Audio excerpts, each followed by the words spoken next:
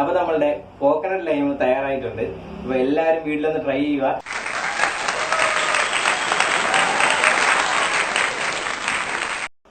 Hello guys, എല്ലാവർക്കും എഡ്യൂഡ് എക്സ്പോർട്ടിന്റെ പുതിയ അധ്യായത്തിലേക്ക് സ്വാഗതം. അപ്പൊ ഇന്ന് ഇവിടെ നമ്മളൊരു വെറൈറ്റി ആയിട്ടുള്ള ഒരു ലൈമാണ് നിങ്ങളെ പരിചയപ്പെടുത്താൻ പോകുന്നത്.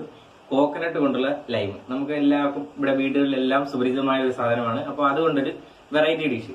അപ്പൊ നമുക്ക് നേരെ വീട്ടിലേക്ക് കിടക്കാം. നമ്മുടെ ഇന്നത്തെ കോക്കനട്ട് ലൈമിന്റെ ചേരുവകളാണ് നിങ്ങളിവിടെ കണ്ടുകൊണ്ടിരിക്കുന്നത്. അപ്പൊ കുറച്ച് തിരുവ തേങ്ങ എടുത്തിട്ടുണ്ട്, പിന്നെ കുറച്ച് ഇഞ്ചി എടുത്തിട്ടുണ്ട്. ഇഞ്ചിയുടെ അളവ് കൂടുതൽ വേണോ കുറവാണോ അത് നമ്മുടെ ഇഷ്ടമാണ്. ഇഞ്ചി ദഹനത്തിനുള്ളൊരു നല്ലൊരു ഇൻഗ്രീഡിയന്റ് ആയതുകൊണ്ട് അതിൽ പ്രശ്നമില്ല.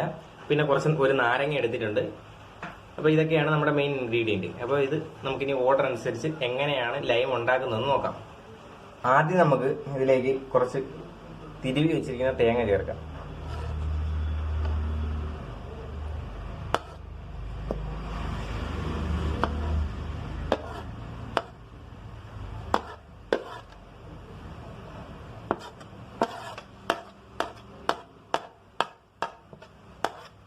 അടുത്ത ഇൻഗ്രീഡിയന്റ് ആയിട്ട് ഇതിലേക്ക് കുറച്ച് നമ്മൾ നേരത്തെ ചതച്ച് വെച്ച ഇഞ്ചി ചേർക്കാം.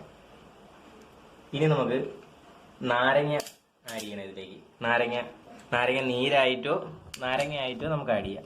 അപ്പോൾ ഞാനിവിടെ നാരങ്ങയാണ് ചേർക്കുന്നത്.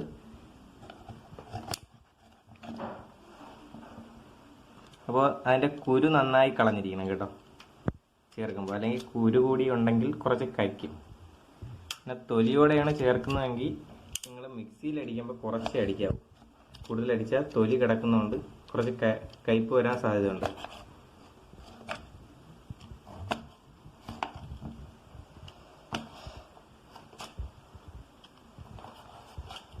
ഇനി ഇതെടുത്ത് നമുക്ക് ഇതിലേക്ക് ചേർത്ത് കൊടുക്കാം.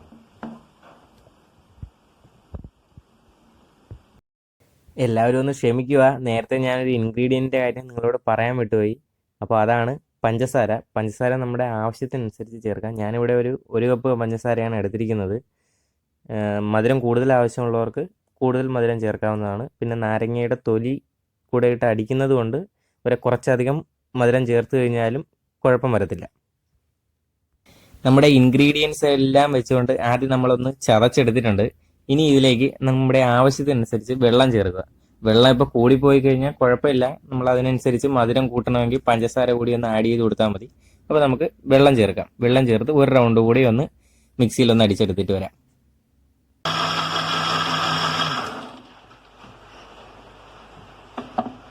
അപ്പോൾ നമ്മുടെ കോക്കനട്ട് ലൈം ഏകദേശം ശരിയായിട്ടുണ്ട്. പക്ഷെ ഒരു ചെറിയൊരു സ്റ്റെപ്പ് കൂടിയുണ്ട്. കാരണം നമ്മുടെ ഈ ജ്യൂസിനകത്ത് തേങ്ങയുടെയും ഇഞ്ചിയുടെയും കുറച്ച് സത്തുകൾ കിടപ്പുണ്ടാവും. അതൊരു അരിപ്പ് ഉപയോഗിച്ച് മാറ്റിയിട്ട് നമുക്ക് ഗ്ലാസ്സിലേക്ക് സെർവ് ചെയ്യാം. അപ്പം നമുക്ക് ഒരു അരിപ്പെടുത്ത് അരിക്കാം ആദ്യം പോയി.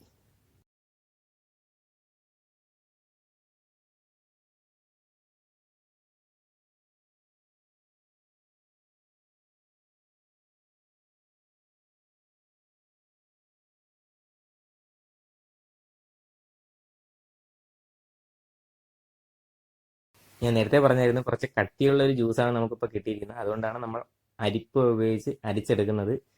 ഇനി അരിപ്പയിലേക്ക് തങ്ങി നിൽക്കുന്ന ആ ജ്യൂസ് നമുക്ക് ചെറിയൊരു സ്പൂണോ തവിയോ ഉപയോഗിച്ച് ഒന്ന് ഇളക്കി കൊടുത്തു കഴിഞ്ഞാൽ ജ്യൂസായിട്ട് കിട്ടുന്നതാണ്. ശേഷം ആ മിക്സറിൽ ബാക്കിയുള്ള നമ്മുടെ ജ്യൂസ് ഫുള്ളും എടുത്ത് അരിപ്പ് വഴി ഇതേ മാർഗത്തിൽ അരിച്ചെടുക്കാവുന്നതാണ്.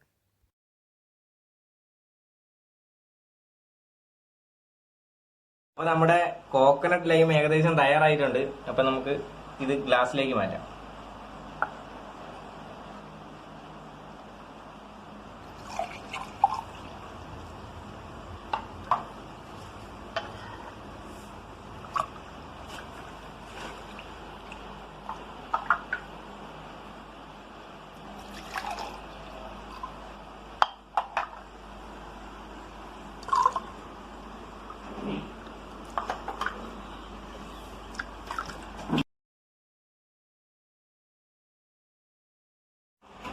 ഇനി ഒരു ഡെക്കറേഷന് വേണ്ടി നമ്മൾ കുറച്ച് കസ്കസ് കൂടി ഇതിൽ ആഡ് ചെയ്തിട്ടുണ്ട്.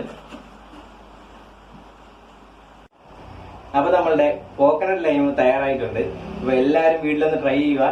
ഇന്നത്തെ ഞാൻ ടേസ്റ്റ് നോക്കുന്നില്ല. എന്റെ ഒരുപാട് ഫ്രണ്ട്സ് പറഞ്ഞു ഞാൻ ഉണ്ടാക്കി ഞാൻ തന്നെ ടേസ്റ്റ് ചെയ്യുന്നു. അപ്പൊ ആ ഒരു പരിഭവം വേണ്ട. അപ്പൊ നിങ്ങൾ എല്ലാവരും വീട്ടിലൊന്ന് ട്രൈ ചെയ്ത് നോക്കുക. അപ്പൊ ടേസ്റ്റ് എല്ലാവരും കമന്റ് ബോക്സിൽ ഒന്ന് അറിയിക്കുക. അപ്പോൾ നമ്മുടെ ഇന്നത്തെ ഈ ഒരു ചെറിയ വീഡിയോ വൈൻഡപ്പ് ചെയ്യാനുള്ള സമയമായിട്ടുണ്ട്. അപ്പൊ വീഡിയോ ഇഷ്ടപ്പെട്ടാൽ ലൈക്ക് ചെയ്യുക, വീഡിയോ ഇഷ്ടപ്പെട്ടില്ലെങ്കിൽ ഡിസ്ലൈക്ക് ചെയ്യുക. അപ്പൊ നമുക്ക് പുതിയൊരു ദിവസം വേറെ പുതിയൊരു ഡിഷുമായി കാണുന്നവരെ ബൈ ബൈ.